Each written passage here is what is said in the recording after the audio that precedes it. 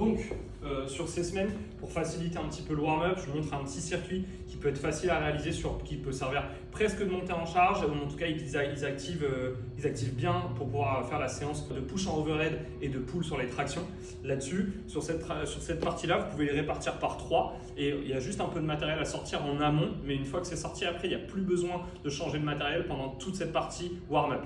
On peut commencer du coup, première partie mobilité. Là, c'est 3 exercices à chaque fois dans un circuit, donc il y en a qui peuvent commencer par l'un ou par l'autre.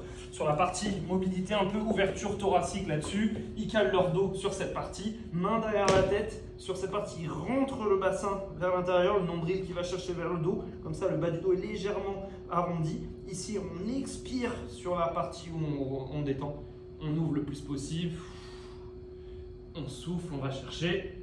On revient, on se fait ça pendant une trentaine de secondes à chaque fois, 15 secondes de transition pour qu'il puisse passer à autre chose. Deuxième personne ici va pouvoir prendre l'élastique. D'abord sur l'élastique mobilité, sur cette partie-là, ils peuvent faire 15 secondes là-dessus, 15 secondes de bended pull apart. Comme ça va être un peu moins long que 30 secondes tout seul. Ensuite, après, on utilise les barres de traction pour les utiliser à chaque fois. Là, ils peuvent se faire juste 15 secondes vraiment de hang passif. Ensuite, s'ils ont besoin, ils reposent les pieds sur la barre, ils se remettent là. Cette fois, ils sont plus actifs, ils joignent les pieds là-dessus et ils peuvent se faire juste 15 secondes ou 10 répétitions de scapula pull-up. Ça, c'est le premier tour. Deuxième tour, du coup, on n'a plus besoin de cette partie-là. On va continuer notre mobilité, mais cette fois, on devient un peu plus actif. On vient de se faire ici, du coup, scapula push-up, rétractation sur cette partie-là. On reprend l'élastique.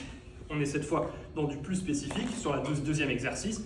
Élastique, overhead, on essaie déjà, comme ça leur permet de voir un peu la trajectoire, comme s'ils avaient la barre en position de front rack.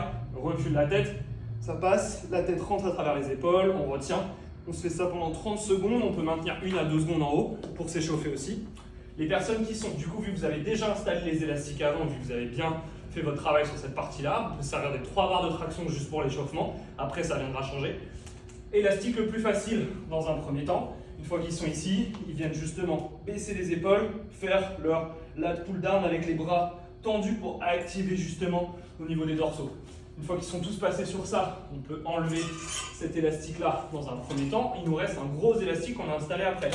Dernier tour, on vient refaire cette fois ici nos poussées. Donc là, on vient dans du spécifique. On a moins d'exercices à faire, il n'y a pas besoin d'en avoir 3, c'est le dernier. On inspire, on leur apprend à justement bloquer un peu de stabilité d'épaule sur cette partie qui aura moins besoin d'utiliser une fois qu'on soit à la barre.